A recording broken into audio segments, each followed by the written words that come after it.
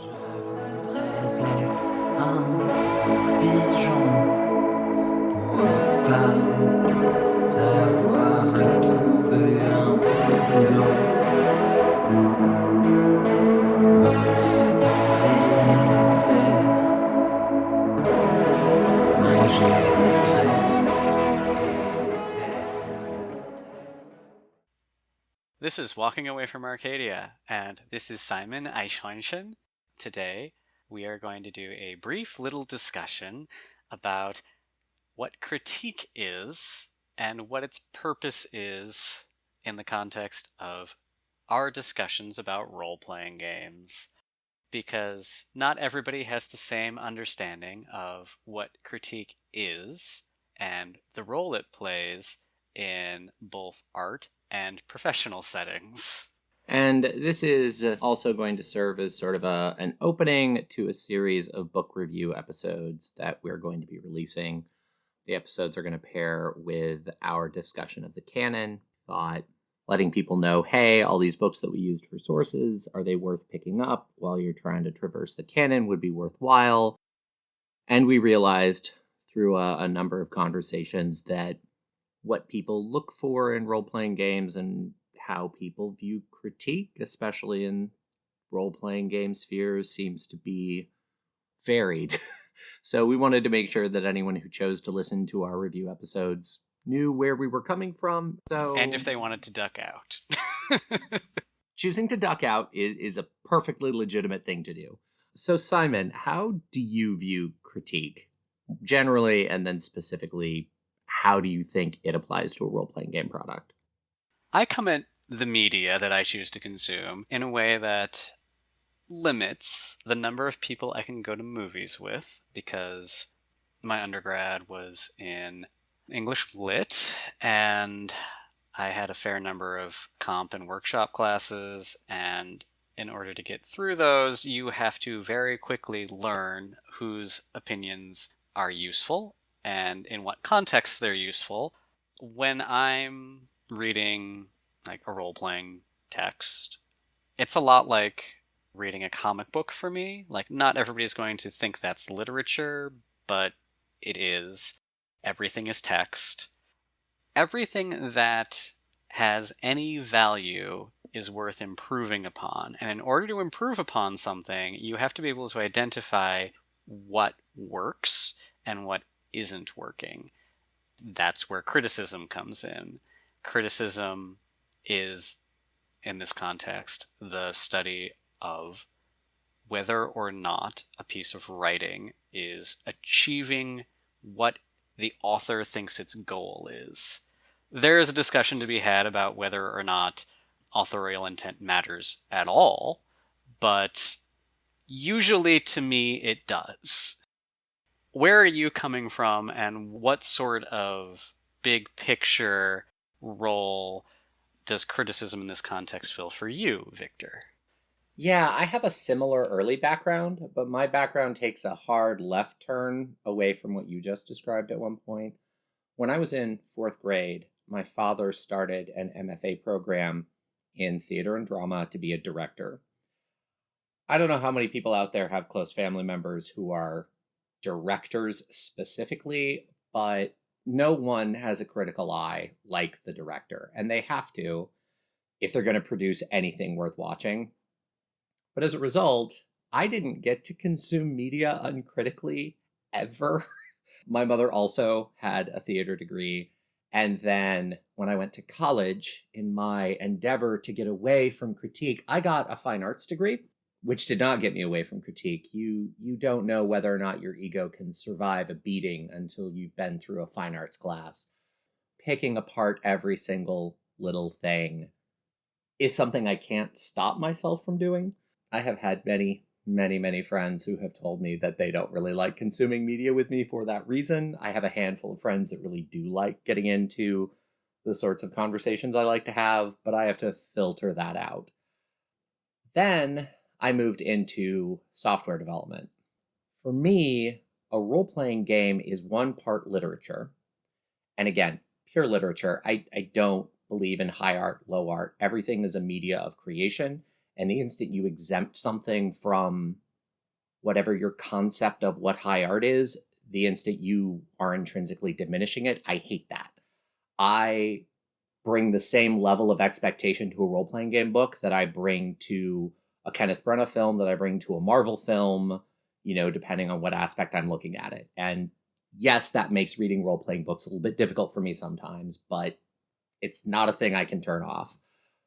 They're one part literature and they're one part product. Like, I work in product development. I live in user stories. I live in, this is a feature. This is how you're going to use this as a product. So they are a technical construction meant to facilitate a technical process at a table intertwined with literature. And I have close to a decade in QA under my belt right now. QA means quality assurance. So anything technical in the book, and that can be rules, that can be the way rules are designed to emulate theme, that can just be the consistency of theme to create a setting that is invocable in a consistent way by your players at a table. I look at them all as an execution of user stories at various levels of success. And I think that you have to look at a product that way if you want to be able to make your next product better. Knowing that that's kind of the perspective on how we look at a book, or how I look at a book, or how you do, what in particular do you classify as quality when you pick up a role-playing game book? When I pick up a role-playing game book, there are a lot of different things that go into the experience of, book. From the, weirdly tome-like design they all seem to follow, I am 100% convinced is a feature, just one I don't get, down to the art, and then specifically into layout and writing and how intent comes across, because there are a different collection of voices involved in a role-playing book. The 2.5 big ones for World of Darkness books tend to be narrative. Those are the flavor pieces that open, sometimes close books, sometimes they're at the beginnings of chapters. There's in-universe voice. War and Concordia was big on that one. There are lots of World of Darkness books that are big on that one. That's the one where it's very clear that the words on the page are meant to be a specific person in the universe telling you something. And then there's manual voice, where you are getting an explanation of how something works in game terms, like an instruction manual. There are other voices people use. Those are the 3 big ones in World of Darkness books. And not every book does a very good job of clearly using one of those voices at a time. So that can be a problem. Other books are really good at 1 or 2 of them, and a few of them are good at all of them. In thinking about the differentiating between the voices and how some of the books do a better job than others, that in-universe voice you mentioned speaks to the whole concept of unreliable narrator in the World of Darkness, where, in theory, when you sit down at your table, there is an objective truth that's sort of decided on by the storyteller, but there are all of these voices that inform what your character is likely to believe. A Bruja is likely to believe one thing about the nature of being a vampire. A redcap commoner who was trod under by the she is likely to believe another thing. The she who has done the trotting is likely to believe another thing. None of those are objectively true. And to communicate that, a lot of times World of Darkness books will do particular perspective writing. And for me, one of the most important things in a World of Darkness book that a lot of books do not take the time to do is, if you are speaking in an authoritative voice to the storyteller saying, here's the way things are, golden rule it if you want, but these are the assumptions we're writing all of this on. It needs to be clear that's what you're doing. And if you're writing in an in-universe, unreliable perspective, it needs to be clear that's what you're doing. And so for me, nothing kills my joy of a book faster than what's clearly meant to be unreliable narrator story hooks written in authoritative voice. It makes me kind of batty because I need something that at least informs me what are the assumptions my characters will bring, as opposed to what is all of this written around. Right, and that's one of the big differences between, say, World of Darkness and D&D. World of Darkness does in-universe unreliable narrator. D&D usually doesn't. Their settings can, but the core books never do. It's a strength of World of Darkness that they even attempt it. The problem, like you said, happens when it is unclear what is in-universe voice and what is instruction manual voice. Some of the authors do a really good job of navigating that. Phil Bricado is really good at that most of the time. I actually can't think of a time when I was confused about which voice he was using. There are a lot of different ways to approach the issue, but some work better than others. Yeah, and as an example, the C20 Player's Guide really opens with, we're about to do a whole bunch of universe stuff. This is all optional. This is all alternative. This book is a tool set. There was a bit of a wink, wink, nudge, nudge. We're writing this as though we were doing a Chronicles book. Take it as that. And it made it really easy to absorb the book and not have to kind of dissect, okay, what's going on here? By comparison, when I see that similar kind of all over the place hook approach taken to something that exists in a specific place in the canon, it's a little bit more frustrating.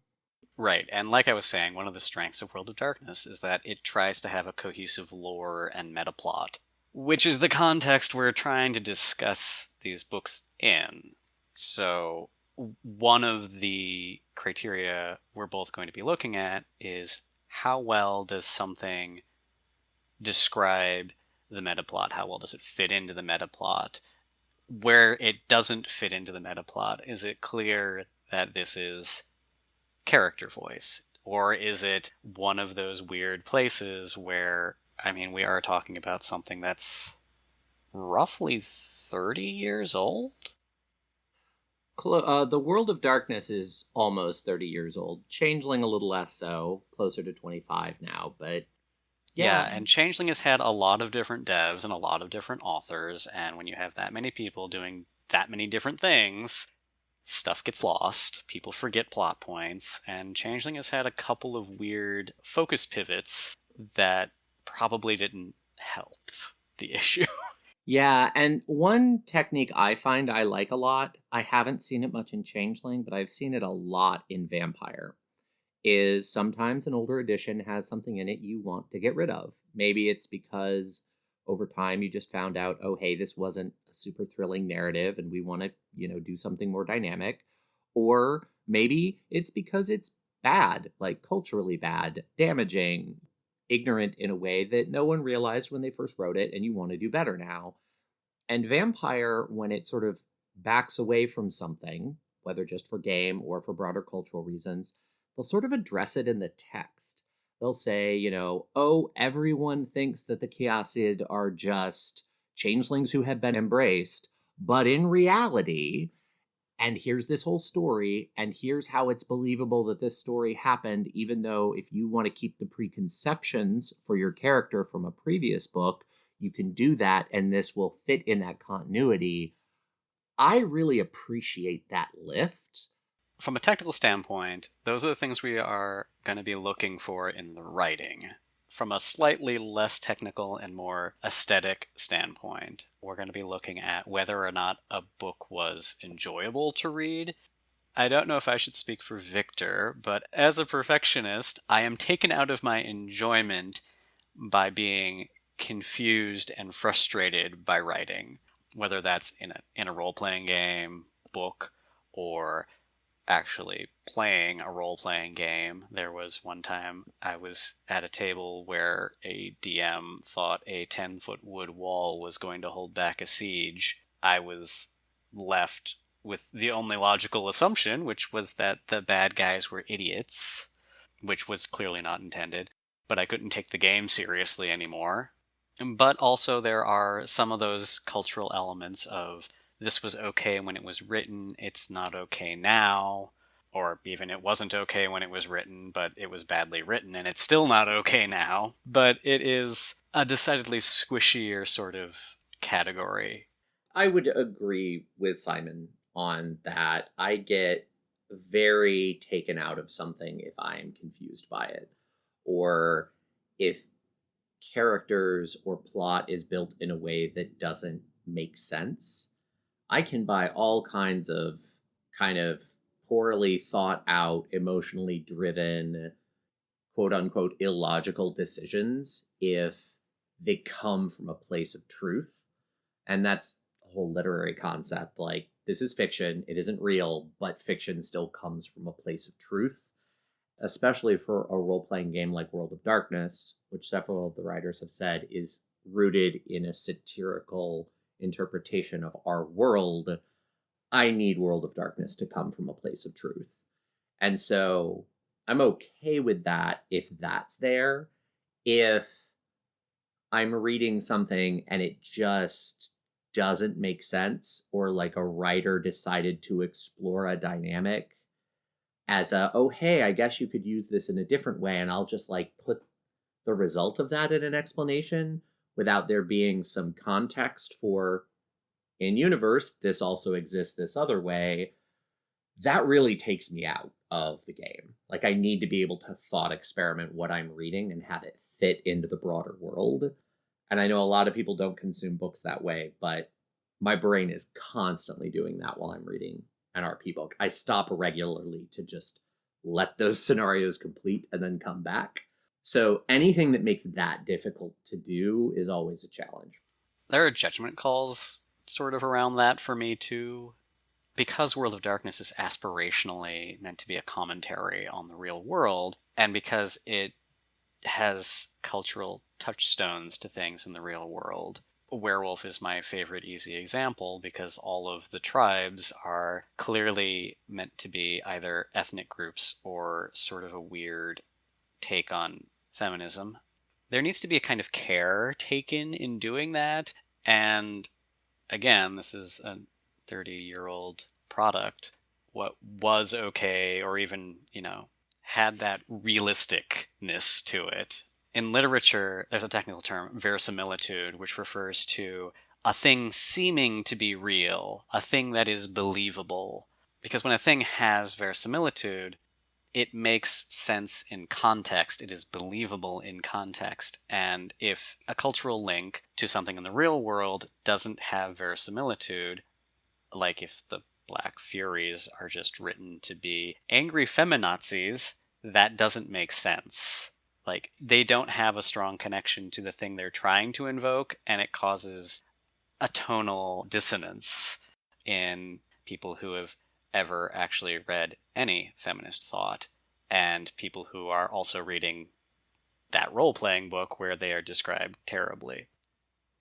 So for context, I had that exact experience of something not having verisimilitude when reading about the New Dream in the C20 Player's Guide. The write-up for the New Dream, it isn't actually poor writing. It's written well enough. It works in Changeling. It's an interesting story concept. But I am a bit of an anarcho-syndicalist. So when I read that write-up that we're in the Parliament and we are born out of the Anarchist Cookbook, which is a weirdly not anarchist text. I've never met an actual anarchist who talks about it. But we justify all these things that we do in the Parliament by also doing direct action, which is more of just a general activist thing. Taken on its face, if you don't have a background in anarchism, that is a story that fits in Changeling and works. But I couldn't parse it. I couldn't thought experiment it. And as much as I talk with people who will say things like, oh no, World of Darkness isn't real politic, satirical point aside, I can't take all the stuff that is me and just throw it away when I thought experiment these things. And that's why it's hard for people from a specific cultural context to use something that's basically written about them, but not from a true knowledge of them, it makes it very difficult to process it and to tell stories in your head with it and do those thought experiments. And I had that exact struggle. I mean, those things can really take you out of a game. And so another thing that I really look at for quality is what is the array of audiences that will reasonably be able to engage with this book. And the broader that array is, while maintaining unique flavor and not getting into like cardboard accessibility, the higher the quality of a book is to me. And then the final category we're going to be looking at is the attractiveness of a book overall. Does the layout work? Is it neat? Is the art distracting from what's being said in the written part of the book?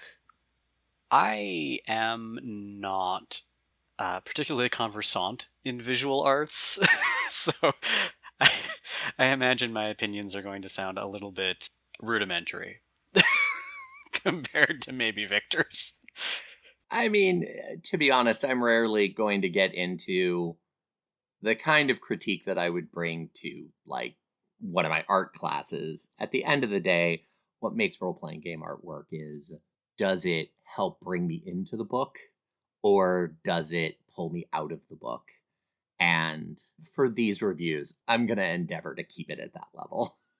This should give you an idea on how Simon and I will be approaching these review episodes, how we read these books, and really the purpose of this episode isn't for us to just sort of wax on about what we think is good.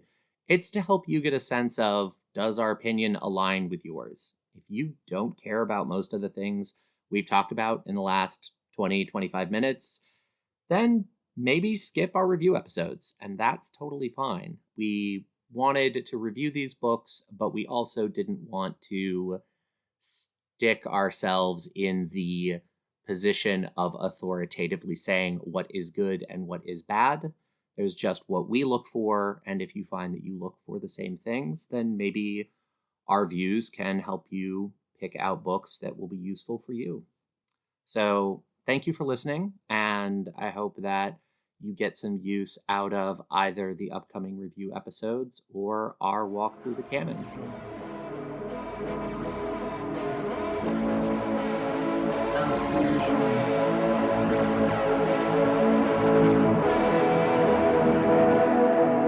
Pigeon.